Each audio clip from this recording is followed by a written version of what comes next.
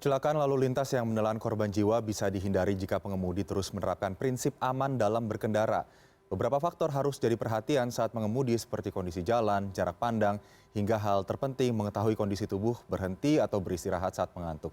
Bagaimana meminimalisir risiko kecelakaan saat berkendara kami bahas pagi ini dengan Duta Safety Driving, Rifat Sungkar. Selamat pagi Mas Rifat, apa kabar? Selamat pagi, kabar baik. Terima Terima kasih. kasih.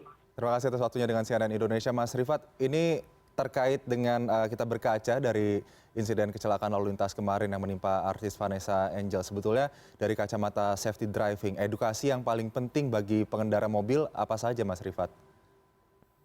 Oke, Oke, prinsip utamanya adalah berkendara itu adalah full time job, bukan part time job. Jadi ketika kita melakukan aktivitas berkendara, kita harus memiliki tingkat fokus 100% terhadap apa yang kita kerjakan. Nah, di sini terlihat terlalu banyak pengendara berpikir bahwa mengemudi itu adalah suatu hal yang biasa-biasa saja. Padahal sebetulnya kita itu selama berkendara, dalam tanda kutip, kita membawa senjata yang cukup mematikan karena berat kendaraan versus kecepatan itu bisa menjadi suatu bencana besar. Oleh sebab itu, kenapa saya selalu bilang dalam setiap kali saya kesempatan punya berbicara, kita tidak boleh adanya distraction atau pengalihan fokus selama kita berkendara di jalan, terutama pada kecepatan tinggi. Oke, jadi harus memberikan perhatian yang penuh ya, fokus yang penuh saat berkemudi. Biasanya yang paling sering dihadapi adanya distraksi saat berkendara itu apa saja Mas Rifat? Distraksi berkendara ya, kasus yang paling populer di dunia ini adalah gangguan dengan adanya mobile phone atau handphone. Karena mungkin terlalu banyak unsur-unsur yang mengundang kita untuk melihat device tersebut, sehingga seringkali kita menganggap remeh bahwa selama kita berkendara, kita punya kemampuan lebih untuk bisa mengerjakan multitasking gitu ya, 2 pekerjaan dalam satu waktu. Padahal ketika kita berada dalam satu kecepatan, yang paling penting adalah fokus terhadap kecepatan itu sendiri. Oke, jadi memang diperlukan perhatian yang sangat penuh begitu ya, karena bahkan sampai sekarang ada sanksi tilang bagi mereka yang berkendara dengan sambil bermain handphone. Mas Rifat, kalau melihat dari berbagai kejadian kecelakaan lalu lintas, biasanya itu faktor yang paling sering terjadi, ini adalah faktor mesin atau human error atau manusia? Gini, sesempurna-sempurnanya sebuah produk, at the end itu bagaimana usernya. Tetapi dilihat juga dari faktor tingginya kecelakaan lalu lintas yang disebabkan oleh beberapa pihak, kita bisa melihat secara data otentik 90% adalah berdasarkan human error. Nah, human error ini kita agak susah menganalisanya karena tergantung bagaimana saksi juga bagaimana juga interogasi terhadap pelaku maupun korban. Tetapi kalau dari device atau dari mobilnya sendiri atau motornya sendiri, pada saat ini di zaman teknologi sekarang, banyak sekali manufacturer yang sudah bisa melakukan data logging. Jadi data apa yang terkait sampai dengan titik kecelakaan itu terjadi. Oke, saat kita sudah menjaga kondisi kendaraan kita di posisi yang optimal, tapi ternyata hanya 10% kejadian kecelakaan lalu lintas ini disebabkan oleh kondisi mesin atau kendaraan yang kurang baik, tapi 90% adalah disebabkan oleh human error yang kemudian terdistraksi karena mengemudi misalnya sambil bermain handphone begitu ya Mas Rifat. Nah, ini terkait dengan sistem keamanan dalam mobil Mas Rifat. Banyak mungkin yang tidak menyadari kita punya di mobil banyak sekali sistem keamanan yang bisa digunakan, tapi tidak tahu cara memanfaatkannya dengan maksimal. Bagaimana Mas Rifat? Iya, jadi gini, terlalu banyak customer berpikir bahwa ketika tingkat feature dalam kendaraan itu sangat tinggi, dia sudah berada dalam suatu keadaan yang aman. Tetapi perlu diingat, semua itu perlu diperhatikan dulu, perlu digunakan safety device-nya. Dalam kendaraan itu ada 2 safety device, yaitu keamanan aktif dan juga keamanan pasif. Keamanan aktif adalah sebuah feature di mana kendaraan ini bisa melakukan manuver tersendiri atau bisa membuat keputusan. Sepertinya adanya frontal anti-mitigation system yang mobilnya bisa ngerem sendiri kalau tiba-tiba ada sesuatu di depan. Kemudian juga lane changing assist gitu ya, ketika ada mobil di samping belakang, kalau kita mau pindah jalur, dia kasih warning. Tetapi jangan lupa, itu semua bukan jaminan keselamatan. kita ada feature yang namanya safety belt dan juga airbag. Orang berpikir kalau ada airbag semuanya akan baik-baik aja. Enggak, bukan begitu. Kita harus pakai safety belt-nya dulu untuk engage airbag. Karena tanpa adanya safety belt, ketika kita berada dalam satu tingkat kecelakaan, badan kita maju ke depan dan airbag itu keluar, sama aja kita sedang dipukul sekeras-kerasnya dari depan. Jadi itu semua sistem terintegrasi. Makanya saya sendiri juga punya kebiasaan, safety belt itu bukan hanya pajangan. Dan kalau manufacturer bilang tersedia 7 titik safety belt di dalam kendaraan tersebut. Berapa manusia yang ada di dalam situ, misalnya 5, 5-5-nya harus pakai. 2 ya 2 harus pakai. Terutama juga di penumpang belakang yang biasanya mereka pikir, oke, semuanya akan terjadi baik-baik aja di bagian belakang, justru di depan nggak apa-apa. Perlu diingat, depan kita punya beberapa safety feature yang tadi, ada airbag, ada safety belt. Dan di bagian depan pun kita juga bisa bereaksi lebih baik, karena kalau sebagai pengemudi saya masih bisa pegang setir.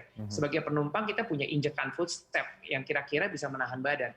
Kalau penumpang belakang nggak ada apa-apa, dia hanya berpikir hanya bisa mengandalkan bangku depan, itu pun juga dalam keadaan posisi kita sedang terbang ke bangku depan, dan kita akan nabrak bangku itu sama seperti kita nabrak sebuah benda yang sangat keras. Jadi ya ini semua perlu dipahami, dan juga perlu sekali semua pengendara sadar bahwa keamanan adalah yang paling utama. Oke, ini informasi yang sangat penting ya, karena banyak sekali para pengemudi ini yang mengabaikan safety belt yang berada di kursi tengah ataupun di belakang. Tapi sebenarnya malah untuk safety feature paling banyak itu ada di depan. Justru di tengah dan di belakang itu paling sedikit. Justru malah akan lebih rawan terdampak akibat kecelakaan lalu lintas, begitu ya Mas Rifat.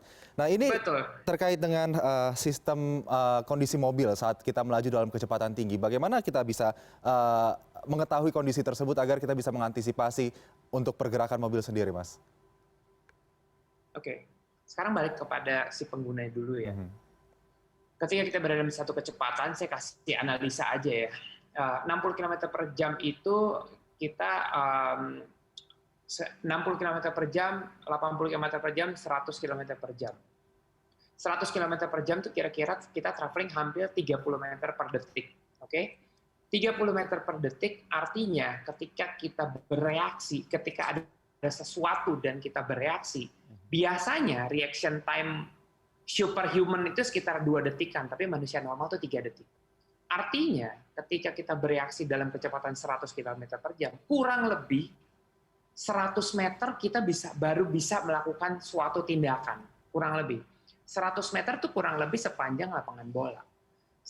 Sepanjang lapangan bola, pasti akan banyak hal yang bisa terjadi. Betul kan? Kurang lebih begitu. Dan itu nggak bisa kita rasakan, karena level of excitement-nya itu ada di kecepatan. Nah, kita tuh sebagai user, kita harus sadar diri bahwa apakah kemampuan kita sesuai dengan kemampuan kendaraan yang sedang kita pakai. Itu biasanya orang sangat mengandalkan, oh mobil saya canggih, jadi semuanya akan baik-baik aja. Enggak. Karena balik lagi, human error itu di atas 80-90%. Jadi balik kepada user sendiri. Terus yang kedua adalah, kita juga mesti tahu titik kelemahan kita sampai titik mana. Titik kelemahan yang saya maksud adalah titik konsentrasi. Kalau di dalam mobil-mobil zaman sekarang, setelah 4 jam berkendara, itu biasanya ada keluar, ada warning, gambarnya kopi gitu ya. Yang tulisannya adalah harap beristirahat. Dan mandatori di luar negeri, kalau kita berkendara 4 jam, kita harus beristirahat kurang lebih setengah jam. Dan itu penting.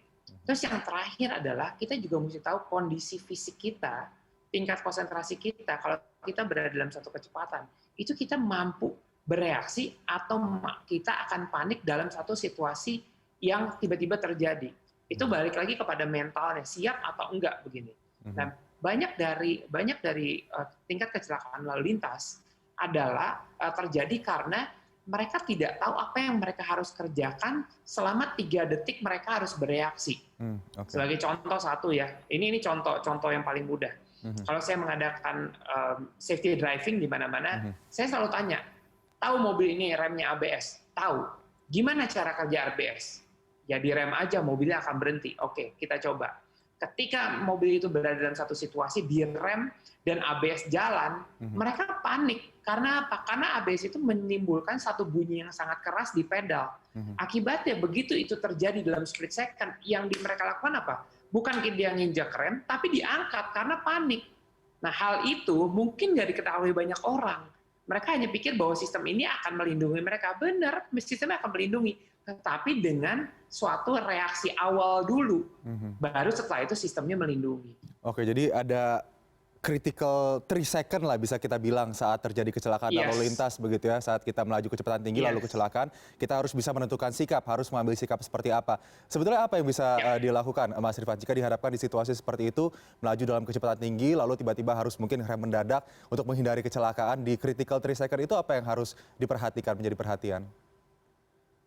Well, sebenarnya kalau kita ikut safety driving, kita udah diajarkan beberapa hal. Hal pertama adalah jaga jarak antara mobil kita dan mobil depan dengan 3 detik tersebut. Karena itu adalah 3 detik golden time di mana kita bisa bereaksi dengan baik. Ketika kita punya waktu 3 detik, kita pasti masih punya suatu tindakan preventif untuk bisa menghindari. Kalau saya jelaskan di sini, sistem bentuknya kecelakaan lalu lintas itu sangat bermacam-macam, jadi saya susah untuk jelasin. Tetapi yang paling penting, kita harus punya dulu window 3 detik tadi untuk kita bereaksi. Nah, reaksi ini pasti akan menimbulkan reaksi berikutnya kepada orang-orang yang melihat tindakan kita. Benar kan? Tetapi ini adalah kecelakaan yang melibatkan beberapa pihak. Ada juga kecelakaan tunggal, yang kecelakaan disebabkan oleh kelalaian sendiri. Nah, di sini pun juga bisa disebabkan oleh faktor lain, yaitu mungkin faktor eksternal ya, mungkin keadaan jalan, mungkin ban pecah, atau mungkin keadaan cuaca, itu macam-macam. Jadi selama kita berkendara tadi, balik lagi filosofi dasarnya adalah kita harus punya kesadaran diri bahwa pertama, kalau kita nggak mau berada dalam satu tekanan, kita harus mengemudi dengan baik, time management-nya harus diberesin. Kalau kita nggak mau buru-buru, ya bangun setengah jam lebih cepat aja. Jadi speed-nya bisa diturunin, kita masukin faktor resiko macet, reaksi habis bensin, resiko lapar, resiko macet, semua tuh udah dalam satu tabel pemikiran kita sehingga kita bisa mengantisipasi semua keadaan yang akan kita hadapi di depan. Oke, ini sangat berguna sekali informasi pada pagi hari ini yang Anda sampaikan. Mas Rifat, mungkin terakhir, apa sih yang membedakan untuk berkemudi di jalan biasa dengan di jalan bebas hambatan, jalan tol begitu? Terkadang orang suka terlena dengan jalanan tanpa hambatan, lalu kemudian mengemudi dengan kecepatan yang ya bisa dikatakan melebihi kecepatan yang dibatasi oleh pihak Jasa Marga atau Dinas Perhubungan gitu. Oke. Ada satu filosofi dasar yang biasanya salah persepsi. Ketika kita masuk ke jalan tol, namanya bebas hambatan. Kita bayar, kita punya mentality bahwa saya udah bayar, kita bisa melakukan ini semaunya sebebas-bebasnya. Perlu diingat bahwa jalan bebas hambatan juga tidak sebebas itu. Kita punya aturan yang berlaku. Kita juga punya pengguna jalan lain yang mungkin kalau kita bisa nyetir dengan baik, punya skill tinggi, mereka punya atau nggak level skill satu sama lain? Mungkin berbeda-beda karena kita dilahirkan juga dengan background yang berbeda-beda. Jadi saya selalu bilang gini, yang paling penting adalah toleransi umat berlalu lintas. Kalau mau ngebut di jalan raya gitu ya, saya selalu punya prinsip. Nggak ada gunanya karena saya nggak menang dari siapa-siapa dan nggak ada pialanya gitu. Kalau kita mau menang, artinya kita harus bisa memenangkan perasaan orang banyak. Saling menghormati yang lain, time management yang baik, dan terakhir memahami kendaraan apa yang kita pakai dan bagaimana treatment terhadap kendaraan itu sendiri. Sehingga kita bisa melakukan reaksi, antisipasi, dan apapun hal yang kita butuhkan untuk mendapatkan tingkat keselamatan berkendara yang baik. Baik, Mas Rifat, ini semoga bisa mencerahkan kita semua yang menonton dialog pada pagi hari ini bahwa memang dibutuhkan konsentrasi penuh ya untuk berkendara saat dimanapun itu, di jalan biasa ataupun jalan tol. Kemudian tadi dikatakan 80-90% kecelakaan terjadi karena human error, dan sangat penting memahami safety features yang ada di mobil kita, termasuk juga penting bagi pengemudi untuk terus memakai seat belt, dan juga penumpang yang ada di kursi tengah, kursi belakang itu lebih rawan karena feature safety-nya tidak sebanyak di kursi depan. Terima kasih Mas Rifat Sungkar untuk dialog yang sangat mencerahkan pada pagi hari ini. Semoga ini bisa semakin menambah kesadaran kita ya untuk berkendara dengan aman. Terima kasih Duta Safety Driving Rifat Sungkar sudah bergabung bersama CNN Indonesia Today pagi ini. Salam sehat. Oke.